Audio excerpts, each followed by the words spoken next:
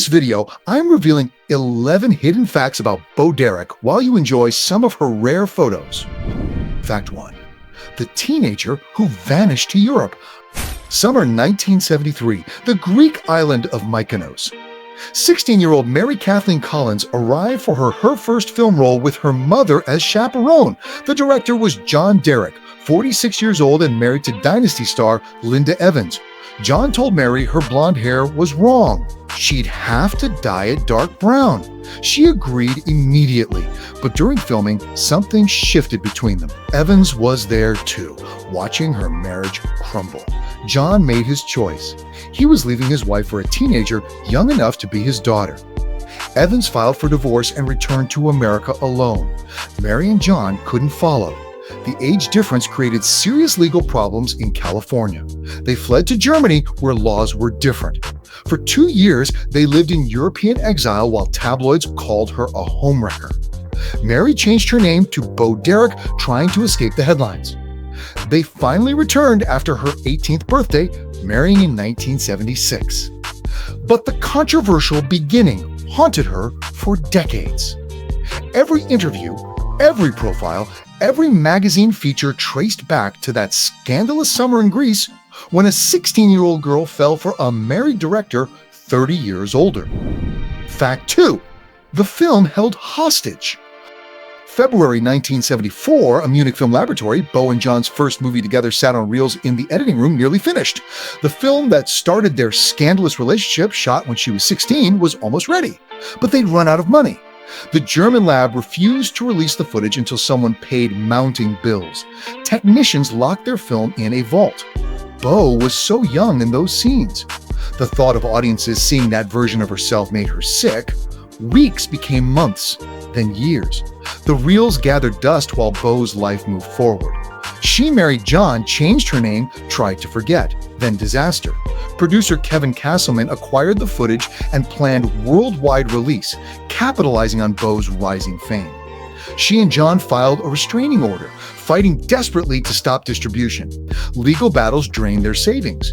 They fought for months, but eventually gave up. It wasn't worth it.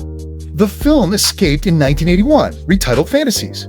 By then, Bo was already a superstar from 10. But this ghost from her teenage past emerged anyway with terrible reviews, reminding everyone how her career truly began. Fact 3. 1 minute that changed everything. 1979, a California beach at golden hour. 22-year-old Bo Derek stood in a skin-colored swimsuit, hair in tight cornrows. Director Blake Edwards called action. She ran toward the camera in slow motion. The scene lasted 60 seconds. But John Derek knew what would happen. After the first trailer screened during a Muhammad Ali prize fight, John told Bo she'd become a huge star, but it would mess with their lives. He'd lived this nightmare in his own Hollywood youth. When 10 released, that single minute exploded. Magazine covers, talk shows, endorsement deals everywhere overnight. But there was darker reality. John controlled everything about her appearance. What she wore, how she styled her hair, even how she breathed on camera. Every detail curated to his vision of ideal feminine beauty. The cornrows, the tan skin, the slow motion run became iconic symbols. Bo understood a painful truth. She hadn't created this image. John had. She was living inside someone else's fantasy, trapped by 60 seconds she couldn't escape. The woman on that beach wasn't really her at all. Fact 4. When a lion chose sides. 1981, deep in the Sri Lankan jungle, Bo stood in costume as cameras rolled on Tarzan. Co-star Miles O'Keefe played the ape man, grunting since his character had no dialogue. They were filming a chase scene. Then someone screamed. Neil, a 500-pound African lion, had escaped his holding pen. The massive predator charged directly toward the actors. Miles froze, staring death in the face. But something bizarre happened. The lion ignored the 200-pound man completely. Instead, Neil positioned himself between Miles and Bo like a bodyguard. The cat seemed intent on defending Bo rather than causing harm. Handlers rushed in, controlling Neil before anyone got hurt. Neither actor was injured, but the close call shook everyone. From that day forward, Miles developed an unusual habit. Before any scene involving violence toward Beau's character, he personally inspected the lion's pen, checking every lock. The crew joked Beau had a 500-pound bodyguard who'd appointed himself. But the incident couldn't save the film. Tarzan became one of the worst reviewed movies of 1981, earning Beau her first Golden Raspberry Award for Worst Actress. Fact 5. Hollywood's most hated actress. 1984, awards season in Hollywood. Beau Derek received an envelope she'd been dreading, another Golden Raspberry Award for Worst Actress, her second Razzie, following Tarzan. This time for Bolero, another John Derek film. Critics had savaged it. Then 1990 brought lightning a third time. Ghosts Can't Do It earned yet another Worst Actress Award. 3 times in 1 decade, Hollywood declared her the worst performer of the year. But the humiliation didn't end. When 2000 arrived, she received a nomination that felt like final insult. Worst Actress of the entire 20th century. Her name appeared alongside genuine Hollywood legends, but for wrong reasons. Every single film John directed her in had been destroyed by reviewers. She'd become the most beautiful woman in the world according to magazines, yet simultaneously one of the most mocked actresses in Hollywood. The irony was crushing. That one perfect minute in 10 had made her famous. Everything after turned her into a punchline. She was trapped inside the character of Perfect 10, unable to break free. Hollywood had been enchanted by her beauty, but now the industry had completely turned its back. Fact 6. The day everything stopped. May 1998, their Santa Ynez Ranch. Beau woke not knowing her world was about to collapse. John complained about chest pains, but he'd always been invincible. 22 years of marriage had made her dependent on his decisions. Hours later, everything changed. John's heart attack was massive. Doctors performed 2 surgeries, but his 71-year-old body couldn't recover. The man who shaped every aspect of Beau's adult life lay on life support, machines breathing for him. She faced an impossible decision. After consulting doctors who gave no hope, Beau chose to remove life support. John Derek died shortly after. The funeral drew Hollywood royalty, but afterward came shocking discovery. John had left her millions in debt from failed film projects and bad business decisions. At 41, Beau suddenly had to figure out who she was without John defining her. She'd never made a career choice alone, never picked her own roles, never styled her hair without his input. For the first time since 16, Beau Derek would build a life based on her own decisions. The prospect was terrifying and liberating equally. Fact 7. Mocking herself for a new generation. 1995, the Tommy Boy film set. Beau Derek accepted a small role in a Chris Farley and David Spade comedy. She played Beverly, a scheming stepmother married to an auto parts factory owner. When her character first appeared, Chris Farley's character openly called her a 10, a shameless reference to the role defining her career. Beau had barely any scenes. She later admitted just trying to get her feet wet after years away. But something was different. She was playing a gold-digging villain audiences should dislike.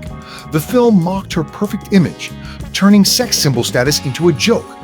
It felt strange, but somehow freeing. Critics weren't impressed, giving her another Razzie nomination for Worst Supporting Actress. But something unexpected happened. Tommy Boy initially performed modestly, but over time became a genuine cult classic.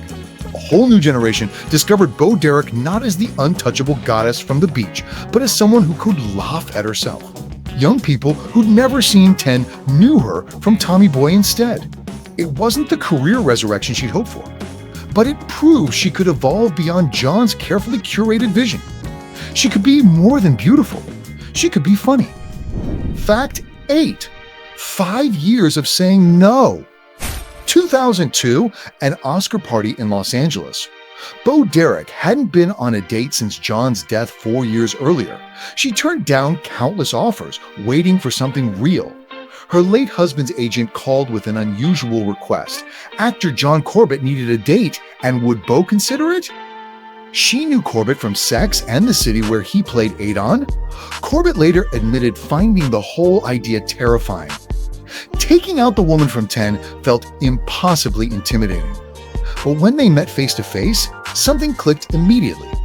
Bo felt an attraction she hadn't experienced in 5 years of deliberate solitude. She told herself she'd wait for the right person. Finally, it was happening. Unlike John Derek, who'd shaped her into his ideal creation, Corbett had no interest in controlling her. He just wanted her to be herself. He made her laugh constantly. He found joy in simple things. There was a lightness about him Bo had never known. For the first time, she was in a relationship where she wasn't being directed, photographed, or molded into someone else's fantasy. Corbett gave her something she'd never been offered as a global icon: the simple right to exist as herself. Fact 9. The secret marriage. December 2020. Somewhere private and intimate, Bo Derek and John Corbett had been together 18 years. Friends had stopped asking when they'd marry. Bo had explained many times marriage felt unnecessary at their age without children. But 2020 had been a nightmare year. The pandemic had isolated people, canceled plans, stolen joy. Bo and Corbett made a decision. They didn't want their only memory of 2020 to be negative. They'd get married quietly, creating one good thing from a terrible year. The ceremony happened around Christmas with no announcement, no press release, no celebrity spectacle. Only closest friends and family knew. 8 months later, Corbett appeared on a daytime talk show. The host was his friend, Jerry O'Connell. Midway through conversation, Corbett casually mentioned something shocking. He couldn't believe he'd forgotten to tell Jerry, but he and Bo had gotten married around Christmas. The reveal was so unexpected viewers thought it might be a joke. But it was real. After a scandalous teenage romance beginning at 16, after 22 years in a controlling marriage, Bo's second wedding was entirely on her own terms. Private, simple, and nobody's business but theirs. Fact 10. The controversy that defined her voice. 2007 legislative hearings in California. Bo Derek sat before assembled politicians and furious animal rights activists. She'd become an outspoken bullfighting defender, a position shocking her former fans. PETA placed her on their worst celebrities list. Death threats arrived regularly at her ranch. The woman who'd spent decades as a horse lover and animal welfare advocate was now defending a practice most Americans found barbaric. But Bo refused to back down even as sponsors dropped her and media portrayed her as villain. She traveled extensively through Spain and Portugal studying bullfighting's deep cultural roots. She testified about cultural preservation versus animal welfare, making arguments that enraged audiences. Former supporters felt betrayed. Yet something unexpected emerged. Traditionalists worldwide rallied to her defense. She became an international spokesperson for bullfighting organizations, traveling globally to make her case. The backlash was brutal and unrelenting. But for the first time, Bo had found her own voice on an issue she genuinely cared about. She was being judged for her own choices instead of John Derek's vision. The controversy gave her new identity beyond sex symbol. She'd become someone with actual convictions, even if those convictions made her deeply unpopular. After decades of being controlled and curated, she was finally authentically herself. Fact 11. The mission nobody expected. 2000, Walter Reed Medical Center in Washington. Bo Derek walked through hospital wards filled with wounded veterans, young men and women missing limbs, others battling invisible wounds that might never heal. She'd been appointed honorary chairperson for Veterans Affairs National Rehabilitation Special Events. Politicians and veterans groups were skeptical. Another celebrity doing a photo op, they assumed. But Bo kept coming back. Month after month, year after year, she visited facilities across America, witnessing bureaucratic failures that left veterans sleeping in parking lots waiting for basic care. She'd seen the neglect firsthand, documented abuse cases, and refused to stay silent.